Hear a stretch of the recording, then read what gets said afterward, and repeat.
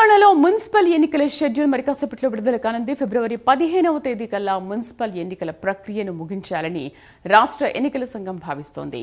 Polling స్టేషన్లకు సంబంధించిన మౌలిక వసతుల కోసం టీ-పోల్ యాప్ను ఎన్నికల సంఘం అప్లోడ్ చేసింది. రాష్ట్ర వ్యాప్తంగా 117 మున్సిపాలిటీలు, 6 మున్సిపల్ కార్పొరేషన్లకు ఎన్నికలు జరగనున్నాయి.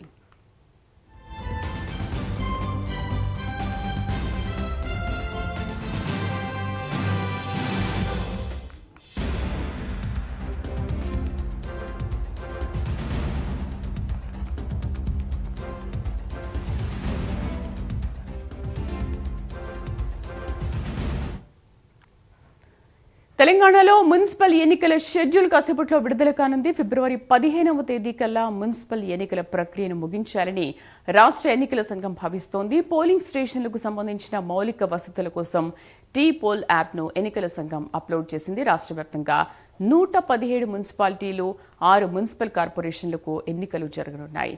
మా కరెస్పాండెంట్ చందు పూర్తి సమాచారాన్ని లైవ్లో అందిస్తారు. చందు, ఇంకా ఎంతసేపట్లో విడుదల చేయనుంది షెడ్యూల్?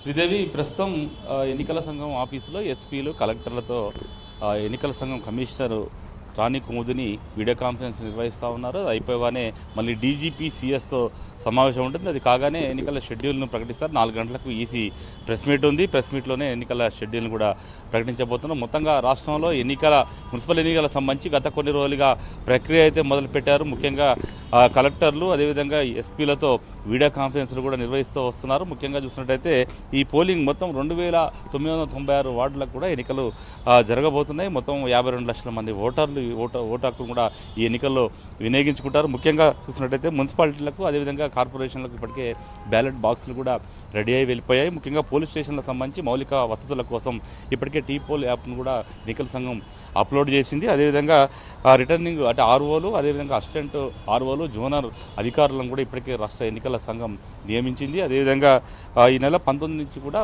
మున్సిపల్ సిబ్బందికి శిక్షణ కార్యక్రమాలు కూడా నిర్వహించింది. ముఖ్యంగా 20 నుంచి 23 వరకు అన్ని జిల్లాల కలెక్టర్లతో కాన్ఫరెన్స్ కూడా నిర్వహించింది. మరోవైపు 24వ తేదీన అబ్జర్వర్లు, మైక్రో అబ్జర్వర్లతో కూడా సమావేశాన్ని నిర్వహించింది. మొత్తంగా ఇప్పటికే బ్యాలెట్ పేపర్లకు సంబంధించి బ్యాలెట్ బాక్సులన్నింటినీ కూడా 16 జిల్లాల్లో ఇప్పటికే పూర్తయి మిగతా జిల్లాలకు కూడా పంపించడం ప్రక్రియ అయితే కొనసాగుతుంది. ఈ క్రమంలోనే ఈరోజు షెడ్యూల్ విడుదల కాగానే ఎలక్షన్ కోడ్ కూడా అమల్లోకి వచ్చేస్తుంది.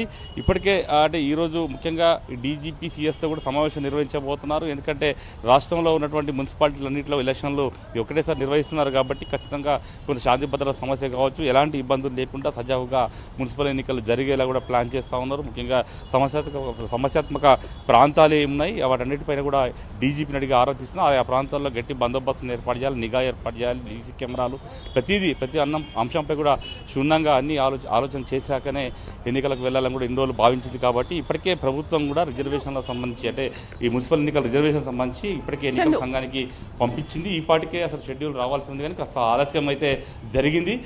ఈ రోజు షెడ్యూల్ ప్రకటించగానే మొత్తం రాష్ట్రంలో టీ-పోల్ యాప్ ను కూడా అప్లోడ్ చేసే ప్రక్రియను కూడా ప్రారంభించారంటున్నారు. ఈ యాప్ ఉద్దేశం ఏంటి అసలు? ముఖ్యంగా మౌలిక వసతుల కల్పన కోసం ఎన్నికల సిబ్బందికి సంబంధించినటువంటి సమాచారం కావచ్చు అన్నీ కూడా అందులో ఉంటాయి. వాటి ఆధారంగానే యాప్ను తీసుకొని వచ్చారు. ప్రధానంగా చూసినట్టయితే ఈ మొత్తం రాష్ట్రంలో ఎక్కడెక్కడ ఎలాంటి సమస్యలు ఉన్నా కూడా దీని ద్వారా తెలుసుకునే అవకాశం కూడా ఉంటుందని కూడా ఎన్నికల సంఘం అధికారులు అయితే చెప్తా ఉన్నారు. మరి కాసేపట్లో అయితే ప్రస్తుతం ఎన్నికల సంఘం కార్యాలయంలో వీడియో కాన్ఫరెన్స్ అయితే కలెక్టర్లు, ఎస్పీలతో జరుగుతుంది. తర్వాత డీజీపీ సిఎస్తో సమావేశం జరుగుతుంది. ఆ తర్వాత మీడియా కాన్ఫరెన్స్ ఉంటుంది. ఆ కాన్ఫరెన్స్లోనే ఎన్నికల షెడ్యూల్ అయితే ప్రకటించే అవకాశం ఉంది. Right Chandu, thank you.